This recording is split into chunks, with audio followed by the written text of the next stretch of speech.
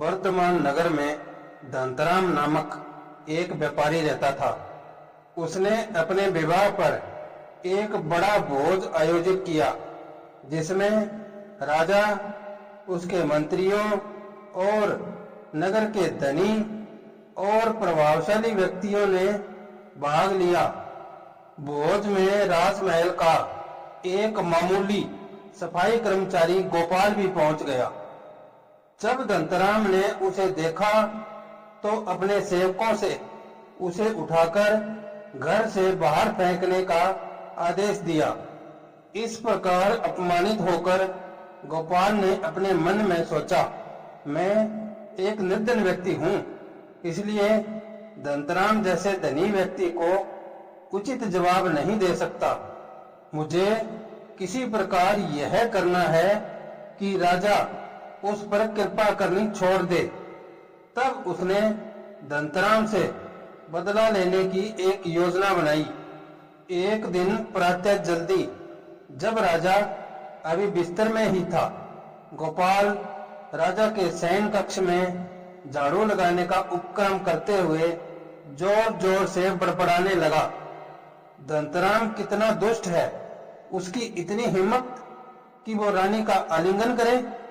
यह सुनकर राजा ने चौंक कर उससे पूछा कि जो वह बड़बड़ा रहा है, क्या वह सच है?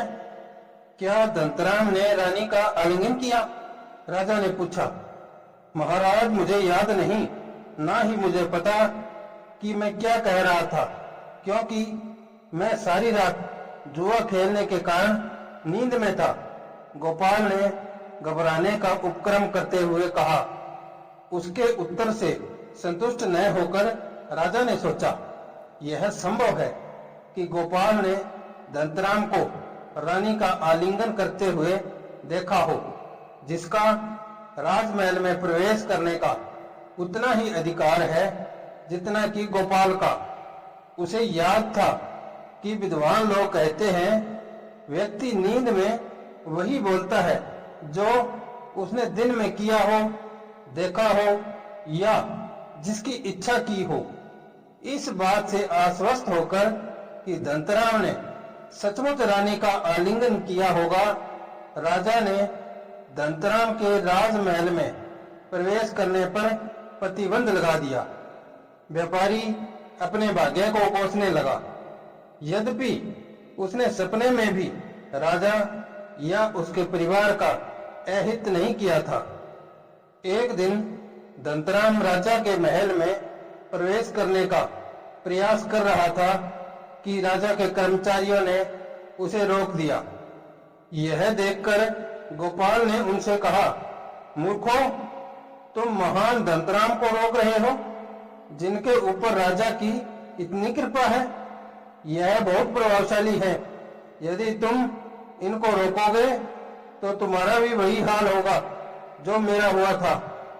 व्यापारी समझ गया कि गोपाल को प्रसन्न रखने और उसका विश्वास जीतने में ही उसकी भलाई है, इसलिए उसने उसे चाय पर बुलाया और कीमती वस्त्र उपहार में दिए। उसने गोपाल से कहा, मित्र, मेरी तुम्हारा अपमान करने की कदापि मंशा नहीं थी, किंतु तुम उस आसन पर बैठ गए थे जिसको मैंने विद्वानों के लिए अलग से लगवाया था। कृपया मुझे क्षमा कर दो। प्रसन्न होकर गोपाल ने पुनः दंतराम पर राजा की कृपा करवाने का वचन दिया। अगले दिन सुबह गोपाल ने राजा के सामने बड़बड़ाने का अपना नाटक दोहराना आरंभ कर दिया कि राजा अपने स्नान गृह में खीरा खा रहा था। तुम क्या बकवास कर रहे हो? क्या तुमने मुझे कभी स्नान गृह में खीरा खाते हुए देखा है? राजा ने जानना चाहा। नहीं महाराज, मुझे नहीं पता, ना ही मुझे याद है कि मैं क्या कह रहा था, क्योंकि मैं पूरी रात जुआ खेलने के बाद नींद में था, गोपाल ने कहा। तब राजा को अनुभव हुआ कि यदि गोपाल ने उसके बारे में जो कहा था वह सत्य नहीं था, तो जो उसने दंतराम के विषय में कहा था वह भी सत्य नहीं होगा। दंतराम जैसा व्यक्ति ऐसा नहीं कर सकता जैसा गोपाल ने कहा था। राजा ने यह भी अनुभव किया कि दंतराम के बिना राजकाज में बाधा उत्पन्न हो रही थी और नागरिक प्रशासन भी ठप पड़ गया था।